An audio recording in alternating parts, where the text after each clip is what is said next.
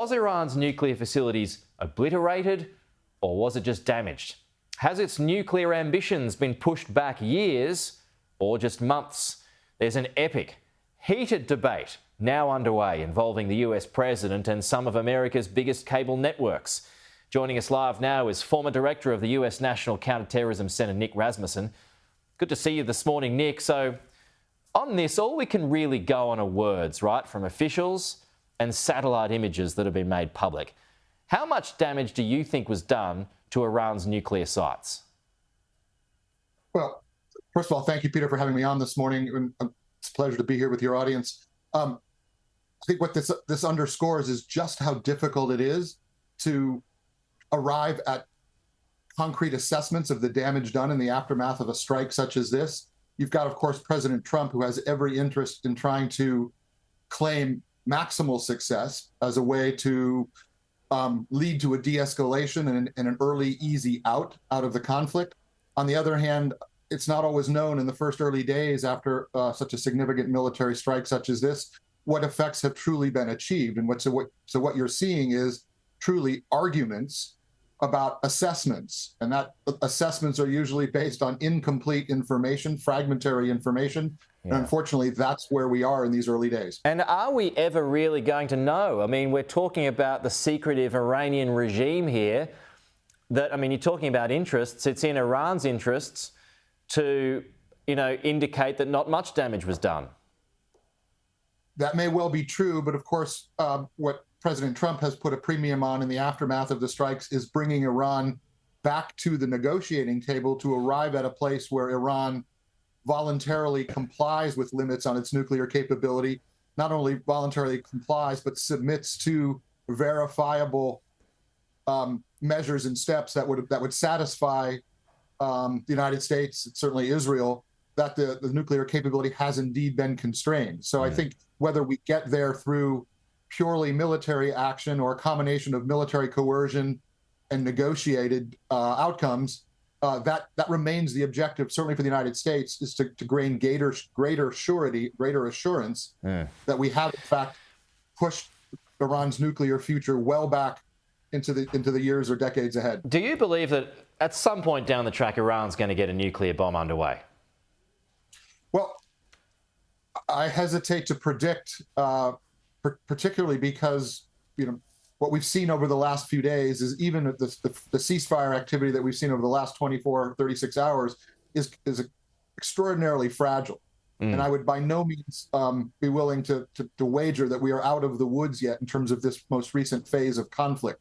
And as you know, Peter, what you've heard from the Israeli side at various points, and certainly occasionally alluded to from the American side, are questions of regime change. And so long as the existing Iranian regime is in place, I think it's hard to conclude that they will have given up their nuclear ambitions once for all and forever. Yeah, I mean, there's a great variety of experts who are saying now, and this report that CNN's put out today, and it's just one preliminary report, as the CNN reporter said to us earlier, this is just one. There'll be many. Israel will do some. Iran might do its own. So where's the truth going to lie? But some suggest that, it's just pushed it back months. It's pushed it back years. I mean, as a guest on my program said yesterday, it's not too hard for a regime to get its act together these days and get a nuclear bomb done. Well, I would argue there's certainly value and virtue in even pushing back by some number of years Iran's ambitions, because as circumstances change over time, there may be other ways to constrain their behavior. On the other hand, getting the kind of finality that President Trump clearly was aspiring to is just not something that's easily achievable. And you certainly heard that from his military officials, even though he was quite eager to claim, as I said earlier, maximal success. As I mentioned to a guest on the program last hour, I mean, since October 7, Iran has been completely outplayed. It's been outmuscled. It's been outsmarted. Its proxies have been wiped out pretty much. Hezbollah, Hamas, maybe not wiped out, still there, but they've been depleted severely.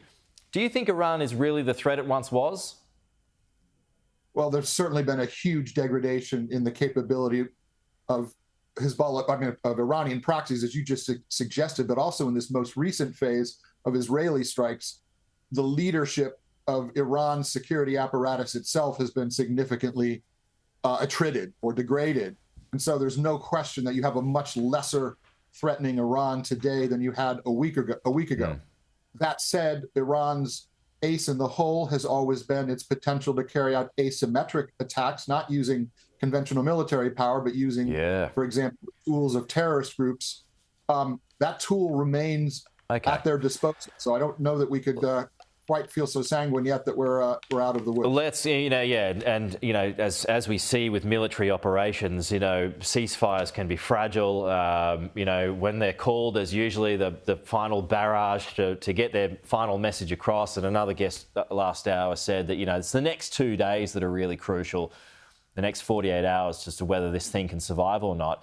Just on that point that you mentioned then, if there's no regime change, and if it does seek to destroy other nations, whether that be, the US or Israel or whatever, if it can't do it through conventional means, or significant military means, what reprisals, and I'm talking about counterterrorism here, what reprisals could, say, the United States expect in the years ahead?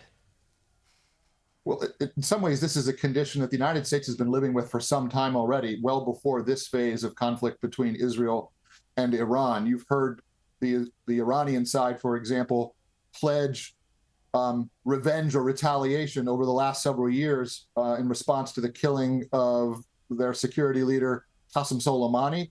And I know from my own time in government service, that was something we very much worried about, the ability of the Iranian regime to carry out acts of terror, even acts of assassination against American targets around the world and potentially even in the United States. And it doesn't take a massive military apparatus to be able to do that.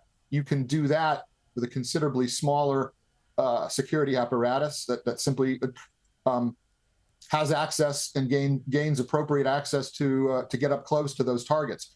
And so that's something I know that the current Trump administration will be worried about. But they will also, I think, seek to send signals that if any further escalation comes from the Iranian side, that President Trump is prepared to escalate again even further and perhaps reconsider regime change as a U.S. policy objective. Nick Rasmussen, good to chat. We'll leave it there, though. We'll talk to you again soon.